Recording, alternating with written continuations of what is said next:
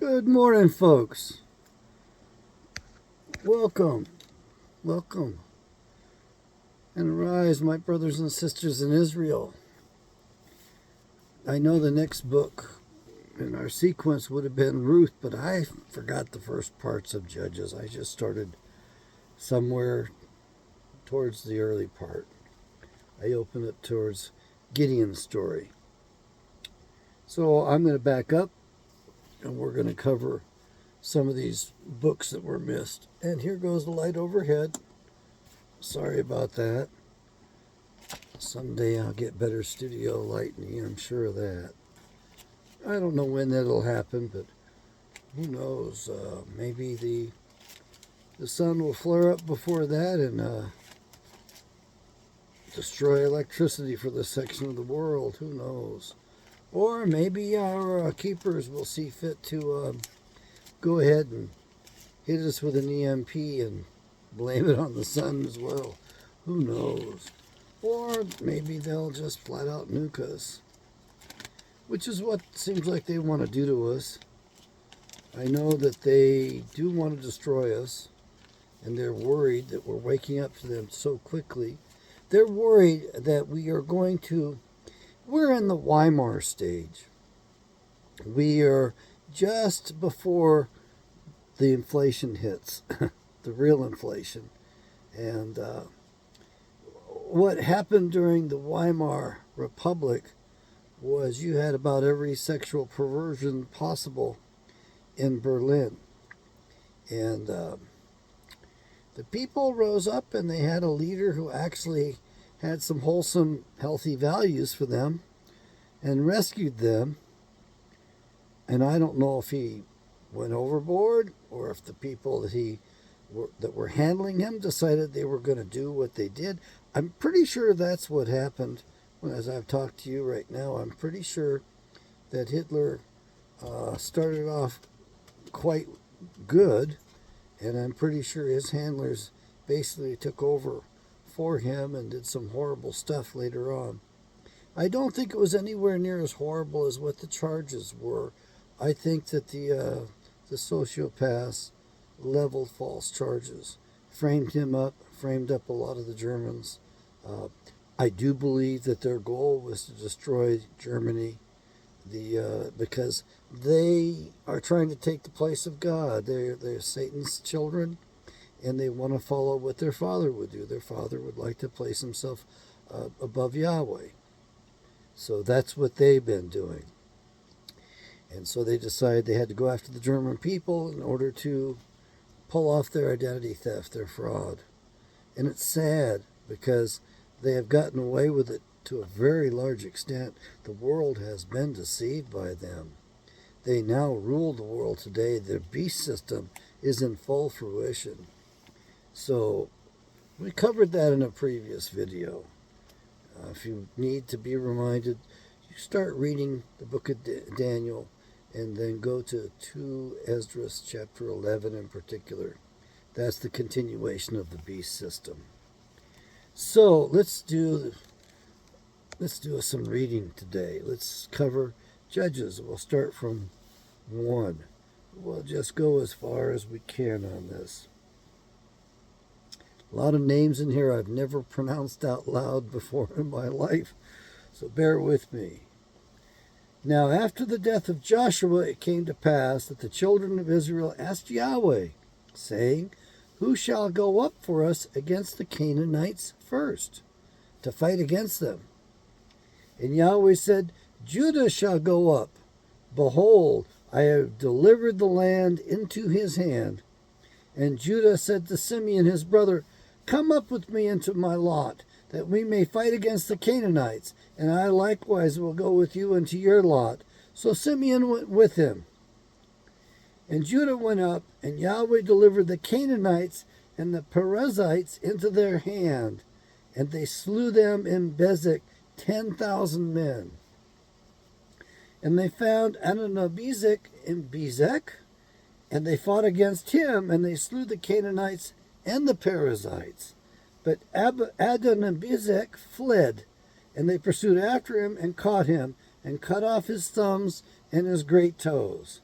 And Adonizbek said, 70 kings, having their thumbs and their great toes cut off, garnered their meat under my table.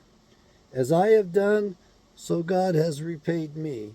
And they brought him to Jerusalem, and there he died. So he had cut off the thumbs and toes of 70 kings before him. 70. And he said this was karma, instant retribution. The concept of karma was taken out of the Bible by the Emperor Constantine. He didn't like the idea very much because he was fearful for his wife. He got his wife out of the streets, and she had some bad habits. Namely, she liked to entertain guests in the dungeon. Yeah, she was one of those wicked people that liked to torture others. I guess you could say she was a dominatrix. Or maybe it was, well, actually, I think a dominatrix is a psychological release, basically. And it can be somewhat torturous, but I think that she did really bad stuff to people, really tortured them. And, of course, the emperor did not want the empress suffering from her karma. So they will call it instant retribution in Bible studies rather than karma, for one thing, just to try to separate it from Eastern thought. Continuing, verse 8. Now the children of Judah had fought against Jerusalem and had taken it and smitten it with the edge of the sword and set the city afire. And afterwards the children of Judah went down to fight against the Canaanites that dwelt in the mountain and in the south and in the valley. And Judah went against the Canaanites that dwelt in Hebron. Now the name of Hebron before was Kirjath-Rabbah, and they slew Sheshai and Heman, and Adhiman, and Tamai. And from there he went against the inhabitants of Debir, and the name of Debir was Kithjarsepher. And Caleb said, He that smites Kithjarsepher and takes it, to him I will give Achash my daughter to wife. And Othniel, the son of Kenaz, Caleb's younger brother, took it, and he gave him Aksa, his daughter, to wife. And it came to pass when she came to him that she moved him to ask of her father a field. And she lighted off from off her donkey. And Caleb said to her, What will you? And she said to him, Give me a blessing, for you have given me a southland. Give me also springs of water. And Caleb gave her the upper springs and the lower springs. And the children of the Kenite, Moses' father-in-law, went up out of the city of palm trees with the children of Judah into the wilderness of Judah, which lies in the south of Arad. And they went and dwelt among the people. And Judah went with Simeon his brother, and they slew the Canaanites that inhabited Zephath, and utterly destroyed it. And the name of the city was called Hormah. And Judah took Gaza with the coast thereof, and Ashkelon with the coast thereof, and Ekron with the coast thereof. And Yahweh was with Judah, and he drove out the inhabitants of the mountain, but he could not drive out the inhabitants of the valley, because they had chariots of iron axles, war machines. And they gave Hebron to Caleb, as Moses said, and he expelled therefrom the 3 sons of Anak, the giants. And the children of Benjamin did not drive out the Jebusites that inhabited Jerusalem. But the Jebusites dwell with the children of Benjamin in Jerusalem unto this day, the day of the writing. And the house of Joseph, they went up against Bethel, and Yahweh was with them. And the house of Joseph sent to spy out Bethel. And now the name of the city before was Luz. And the spies saw a man come forth out of the city, and they said to him, Show us, we pray you, the entrance into the city, and we will show you mercy. I'm going to pause here for a second. The Jebusites, it's David that had to deal with them later on. It was impenetrable, pretty much. And then, this is incredible, the house of Joseph we don't hear many mentions of the house of Joseph, of the tribe of Joseph. We hear more about the sons, Manasseh and Ephraim. We hear more about them than we hear about Joseph. So I'm going to mark this up. If I can find a pen that'll work for me here, just because this stands out to me as maybe important. There's some other things that are quite important in here as well, but I'm just going to read through this. And the house of Joseph sent to spy out Bethel. Now the name of the city before was Luz. And the spies saw a man come forth out of the city, and they said to him, "Show us, we pray you, the entrance into the city, and we will show you mercy." And when he showed them the entrance of the city, into the city, they smote the city with the edge of the sword, but they let go the man and his family. And the man went into the land of the Hittites and built a city, and called the name thereof Luz, which is the name thereof this day. Neither did Manasseh drive out the inhabitants of Bethshean and her towns, nor Tanakh and her towns, nor the inhabitants of Dor and her towns, nor the inhabitants of Iblim and her towns, nor the inhabitants of Megiddo and her towns, but the Canaanites would dwell in that land. So they failed to get rid of them. And it was Manasseh in particular. And it came to pass, when Israel was strong, that they put the Canaanites to tribute, and did not utterly drive them out. Another mistake. Neither did Ephraim drive out the Canaanites that dwelt in Gezer, but the Canaanites dwelt in Gezer among them. Another mistake. Neither did Zebulun drive out the inhabitants of Kithron, nor the inhabitants of Nahalal, but the Canaanites dwelt among them and became tributaries. Mistake. Neither did Asher drive out the inhabitants of Akko, nor the inhabitants of Zidon, nor of Alab, nor of Aksib, nor of Helbah, nor of Aphik, nor of Rehob. But the Asherites dwelt among the Canaanites, the inhabitants of the land, for they did not drive them out. Failures. Neither did Naphtali drive out the inhabitants of Bethshemesh, nor the inhabitants of Bethnahan, but he dwelt among the Canaanites and the inhabitants of the land. Nevertheless, the inhabitants of Bethshemesh and Bethanath became tributaries unto them. And the Amorites forced the children of Dan into the mountain, for they would not permit them to come down into the valley. But the Amorites would dwell in Mount Heres and Aijalon and in Shahbim, and the hand of the house of Joseph prevailed, so that they became tributaries. And the coast of the Amorites was from the going up to the Akrabim, from the rock and upward. Lots of failures to clear the inhabitants. And their descendants are what we're dealing with today to a large extent, I believe. Judges 2, and an angel of Yahweh came up from Gilgal to Bochim, and said, I made you to go out of Egypt, and have brought you to the land which I swore to your fathers. And I said, I will never break my covenant with you, and you shall make no league with the inhabitants of this land. You shall throw down their altars, but you have not obeyed my voice. Why have you done this? Therefore I also said, I will not drive them out before you, but they shall be as thorns in your sides, and their gods shall be a snare to you.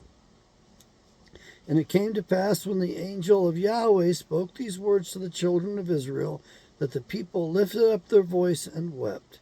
And they called the name of that place Bochim, and they sacrificed there unto Yahweh.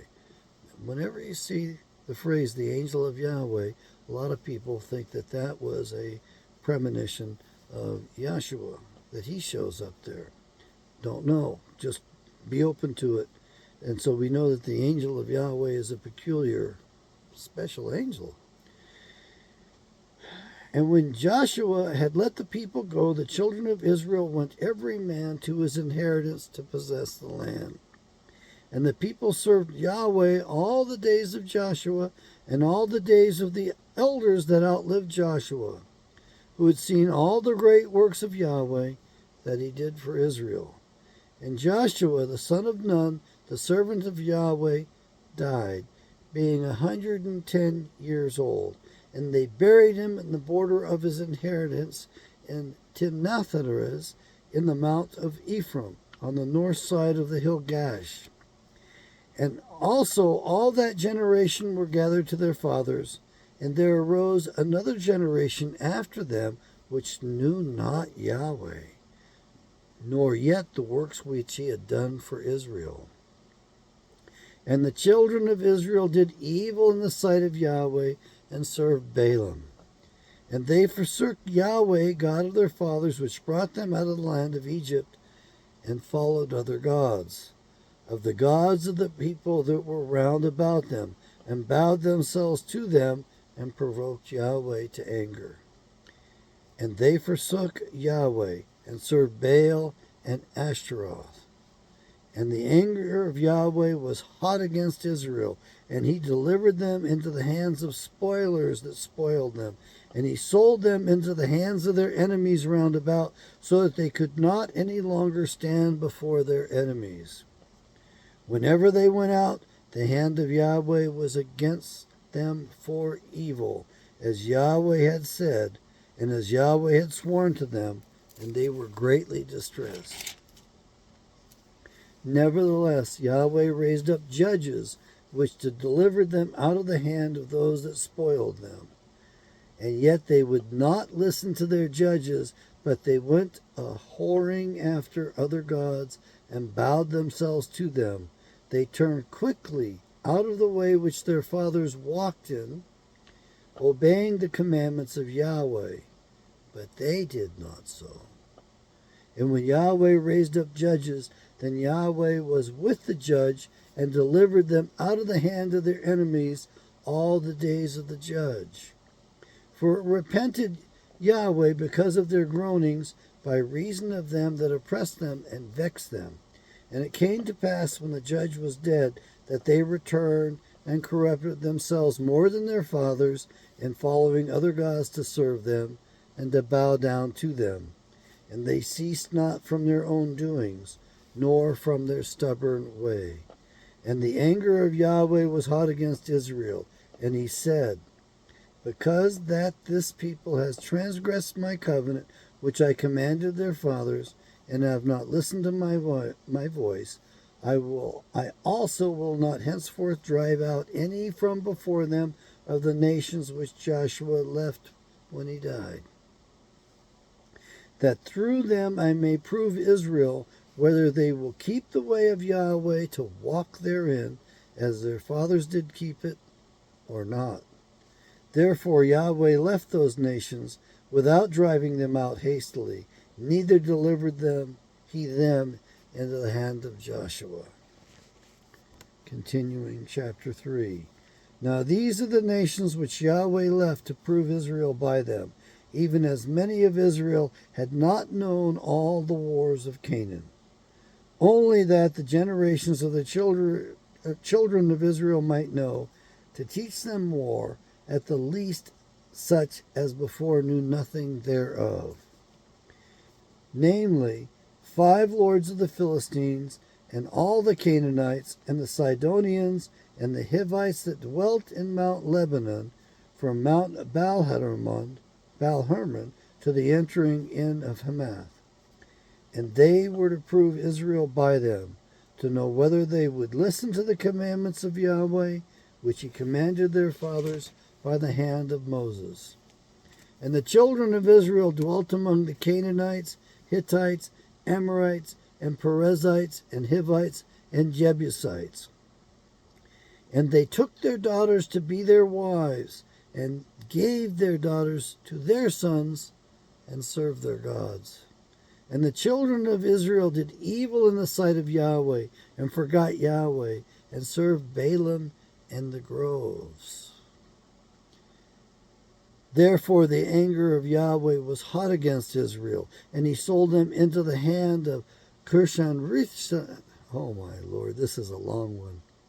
Cushan-Rishathaim, king of Mesopotamia. And the children of Israel served Cushan-Rishathaim 8 years. And when the children of Israel cried out unto Yahweh, Yahweh raised up a deliverer of the children of Israel, who delivered them, even Othniel, the son of Kenaz, Caleb's younger brother. And the Spirit of Yahweh came upon him, and he judged Israel. And he went out to war, and Yahweh delivered Cushan-Rishathaim, king of Mesopotamia, into his hand, and his hand prevailed against Cushan-Rishathaim. And the land had rest for 40 years. And Othniel, the son of Kenaz, died. And the children of Israel did evil again in the sight of Yahweh. And Yahweh strengthened Eglon, the king of Moab, against Israel, because they had done evil in the sight of Yahweh.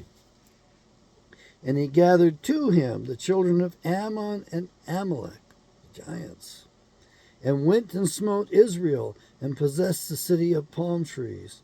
So the children of Israel served Eglon, the king of Moab, 18 years. And when the children of Israel cried unto Yahweh, Yahweh raised them up a deliverer, Ehud, the son of Gera, a Benjamite, a man left-handed. And by him the children of Israel sent a present to Eglon, the king of Moab.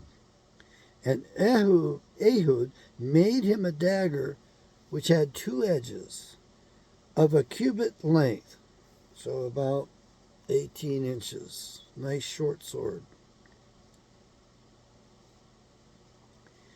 Of a cubit length, and he did gird it under his clothing upon his right thigh. Cross draw, basically. He's left-handed. And he brought the present to King Eglon, king of Moab, and Eglon was a very fat man.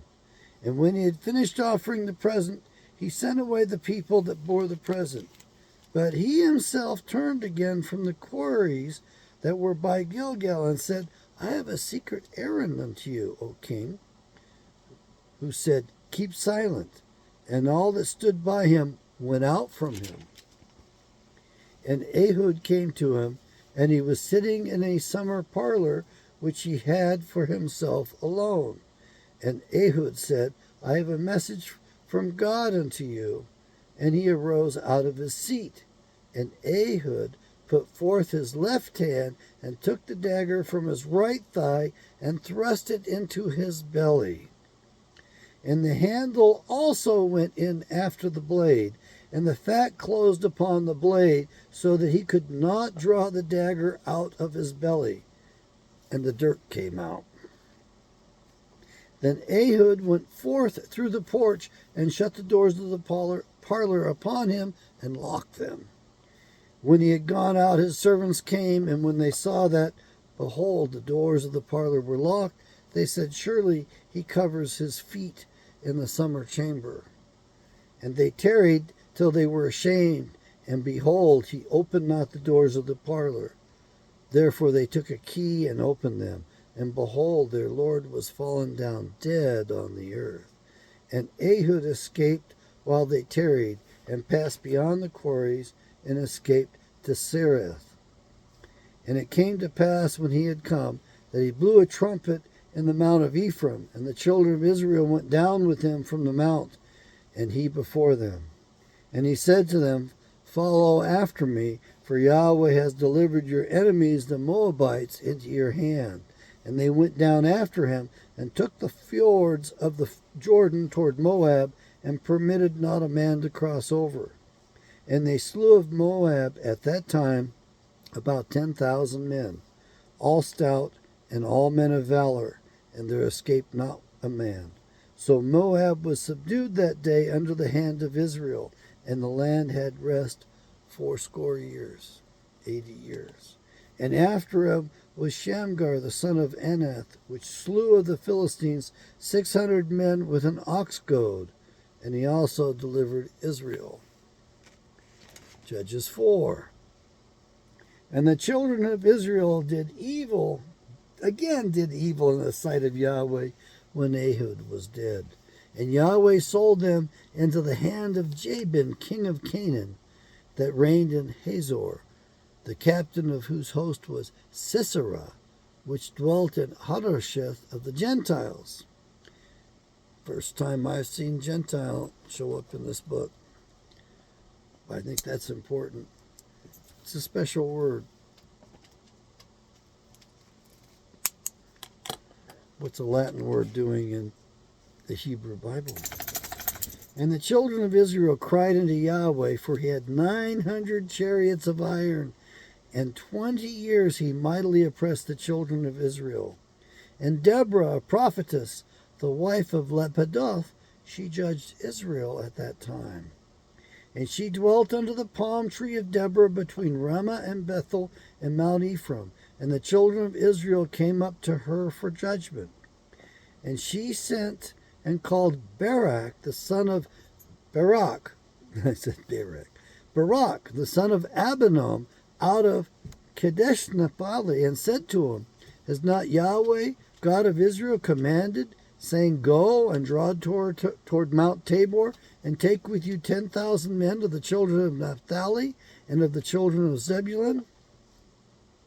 And I will draw unto you to the river Kishon, Sisera, the captain of Jabin's army, with his chariots and his multitude, and I will deliver him into your hand.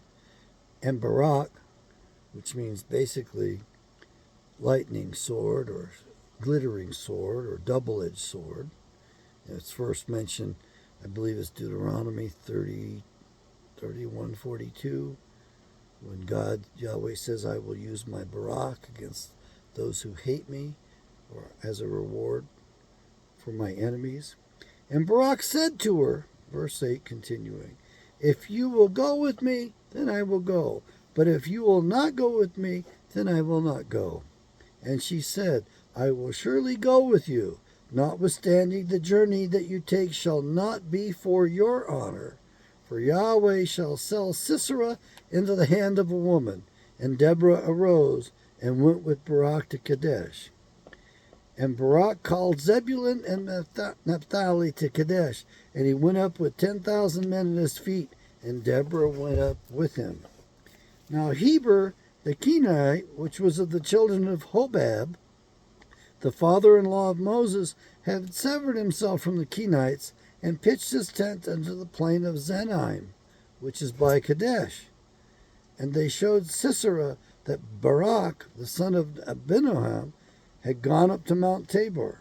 And Sisera gathered together all his chariots, even 900 chariots of iron axles, and all the people that were with him, from Harosheth of the Gentiles to the river Kishon.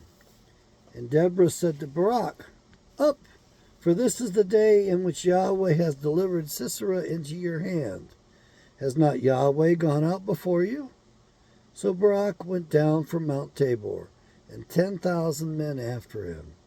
And Yahweh discomforted Sisera, and all his chariots, and all his host, with the edge of the sword before Barak, so that Sisera lighted down off his chariot and fled away on his feet. But Barak pursued after the chariots and after the host to Harosheth of the Gentiles, and all the host of Sisera fell upon the edge of the sword, and there was not a man left. However, Sisera fled away on his feet to the tent of Jael, the wife of Heber the Kenite, for there was peace between Jabin, the king of Hazor, and the house of Heber the Kenite. And Jael went out to meet Sisera, and said to him, Turn in, my lord, turn in to me, fear not. And when he had turned in unto her into the tent, she covered him with a mantle. And he said to her, Give me, I pray you, a little water to drink, for I am thirsty. And she opened a bottle of milk, and gave him drink, and covered him. Again, he said to her, Stand in the door of the tent, and it shall be, when any man does come and inquire of you, and say, Is there any man there? That you shall say, No. Then Jael, Heber's wife, took a nail of the tent, and took a hammer in her hand, and went softly to him, and smote the nail into his temples, and fastened it to the ground. So he was fast asleep and weary, so he died. She took a tent peg and a hammer. And behold, as Barak pursued Sisera, Jael came out to meet him, and said to him, Come, and I will show you the man whom you seek. And when he had come into her tent, behold, Sisera lay dead, and the nail was in his temples. So God subdued on that day Jabin the king of Canaan before the children of Israel.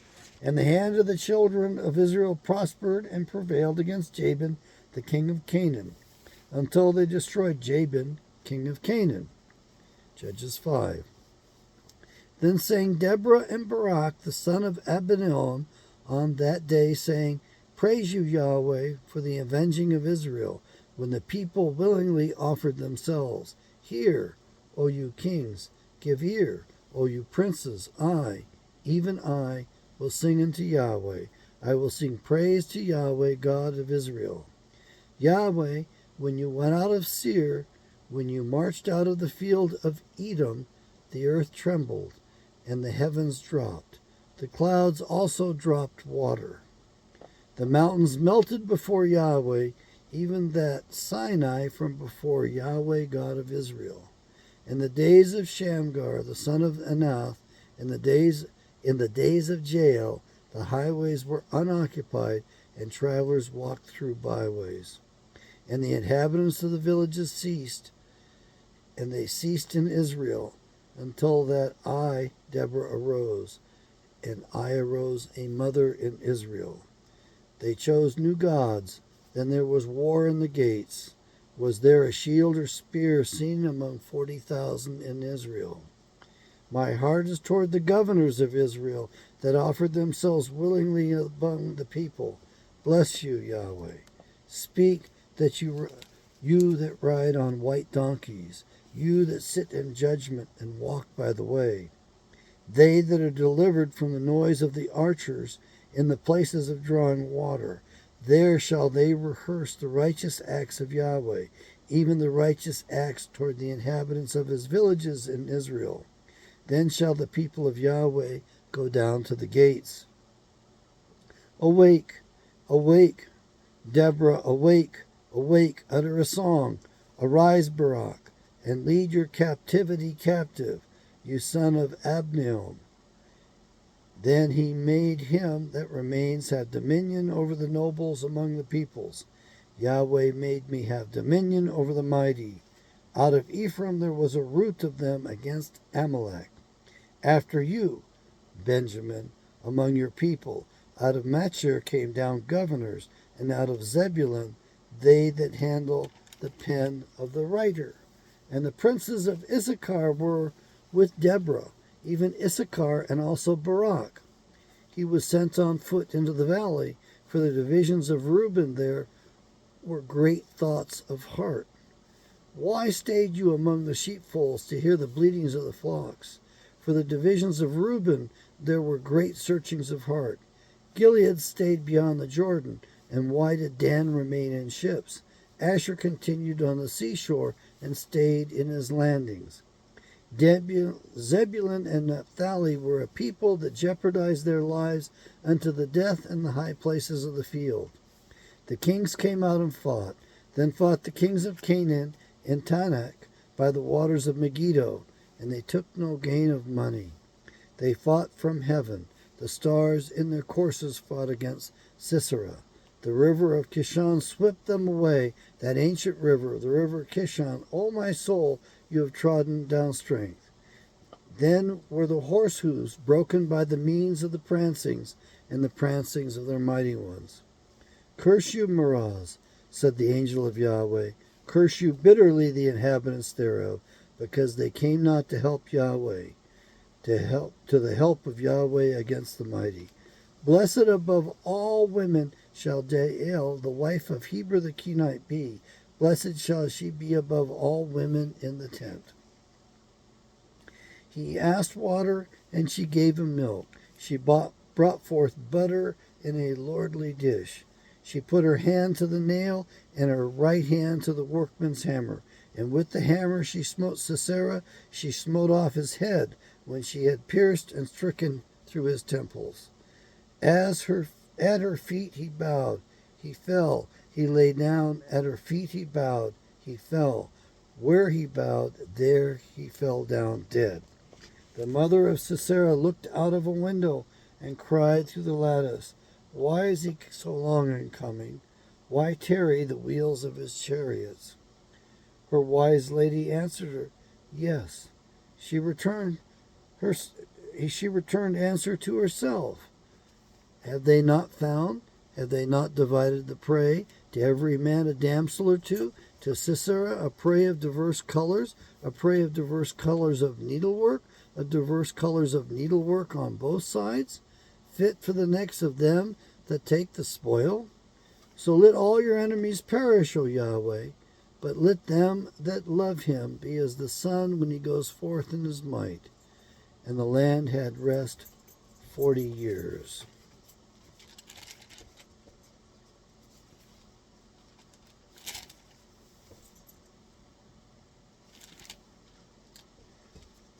And from here, we'll stop. Judges 1 through 5. And that is plenty for today, I think. Thanks for bearing with me as I tried to work my way through some of these words. I do need to read the Bible aloud more so I can pronounce these words and get them down. But the name Barak shows up here just like it did earlier in Deuteronomy. And the name Barak is mentioned again. His name is mentioned as Barak. He's mentioned in the New Testament. And also in the middle of a lengthy passage, Yahshua the Messiah interrupts his flow of thought, interrupts his own discourse, and interjects in there. And I saw Satan fall like lightning, like Barak from on high, to the earth. That's in there for a reason, and it stands right out. Because then, right after he mentions that, he continues on with his earlier train of thought. Yahweh bless, make America good again.